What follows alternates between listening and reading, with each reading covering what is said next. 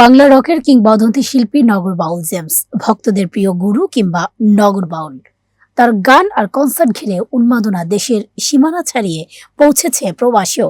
এবার ইতালির রাজধানী রোমে দেশ ইভেন্ট অ্যাবজেন আয়োজিত কনসার্টে দীর্ঘ 1 যুগ পর মঞ্চ মাতালেন নগর বাউল।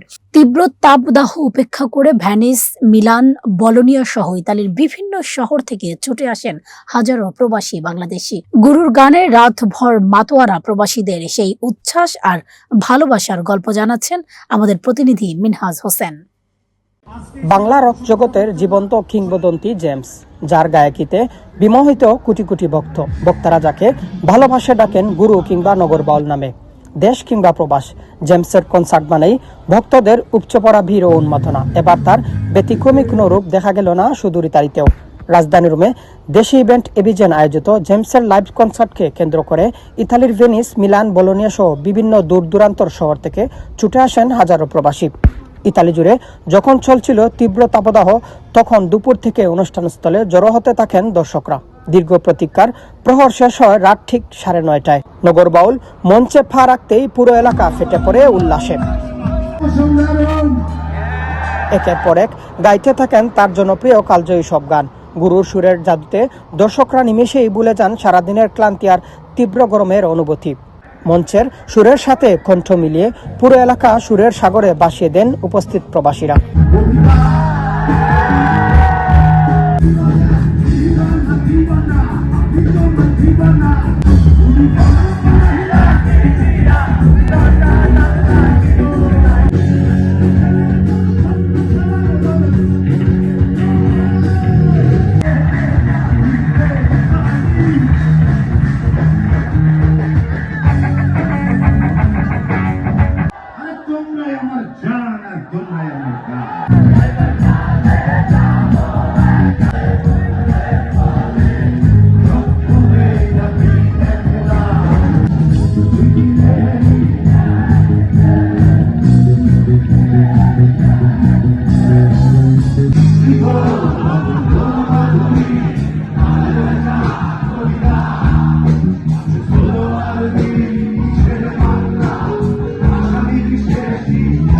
এদিকে অনুষ্ঠানস্থল হাউসফুল হয় টিকিট না কেটেই নগর বাউলের ভক্তরা বাঁধ ভেঙে প্রবেশ করতে দেখা যায়।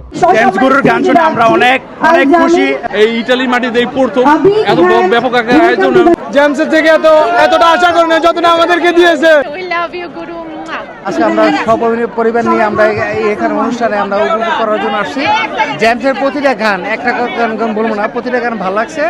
জেমস রুমে আসছে, লাইভ কনসার্ট উপভোগ করছি, এরপরে আর কিছু বলার থাকে না। অনুভূতি ভাষায় প্রকাশ করার মতো না। গুরু যখন বলেছে আমরা তোমাকে ভালোবাসি, মানে আমরা পাগল ভক্ত। জেমস ভাই এতদিন পর আমাদের বিদেশের মাটিতে, এতদিন পর ইতালির রোম শহরে আবারও ফিরেছেন আমাদেরকে শুধুমাত্র আনন্দ দেওয়ার জন্য। অনেক দিনের পরে 5 বছর কনসার্ট শুনে পানিতে ঝাঁপ দিছিলাম, এখানে তো পানিতে ঝাঁপ দেওয়ার মতো অবস্থা হয় নাই, খুবই আনন্দ করছি। আজকে আমাদের জন্য, রোম শহরের জন্য, রোমের সবার জন্য এত সুন্দর একটা আয়োজন। জেমস, অলওয়েজ জেমস, আমরা তার দীর্ঘজীবী কামনা করি। তবে এই আয়োজনের পিছনে ছিল নানা প্রতিকূল আবহাওয়া ও নানা চ্যালেঞ্জ পেরিয়ে দীর্ঘ 1 যুগ পর কনসার্টটি সফলভাবে সম্পন্ন করতে পেরে উচ্ছ্বাসিত আমিষি বাংলা ফেস্টিভ্যালের কর্ণধার হুসাইন আহমেদ মুয়াজ। তিনি এরকম আয়োজনে সার্বক্ষণিক সকলের সহযোগিতা কামনা করেন। 12 বছর পর জেমস ভাই রোম শহরে এসেছেন। ধন্যবাদ জেমস ভাইকে এবং রবিন ভাইকে যে আমাদেরকে দেশ ইভেন্টকে আমাদেরকে বিশেষ করে আয়োজন করার জন্য সুযোগ দিয়েছেন।